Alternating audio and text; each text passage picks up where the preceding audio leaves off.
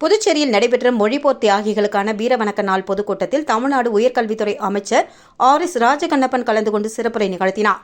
இதில் மொழிப்போர் தியாகிகளுக்கு பொற்கிழி வழங்கி கௌரவித்தார்.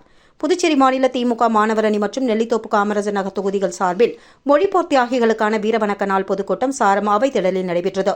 மாநில மாணவர் அணி அமைப்பாளர் மணிமாறன் தலைமையில் நடந்த பொதுக்கூட்டத்தில் தமிழ்நாடு உயர்கல்வித்துறை அமைச்சர் RS ராஜகண்ணப்பன், புதுச்சேரி மாநில திமுக அமைப்பாளரும் சட்டமன்ற எதிர்க்கட்சித் தலைவருமான சிவா, தலைமை கழக பேச்சாளர் லயோலா ராஜசேகர் உள்ளிட்டோர் கலந்து கொண்டு சிறப்புரை நிகழ்த்தினர்.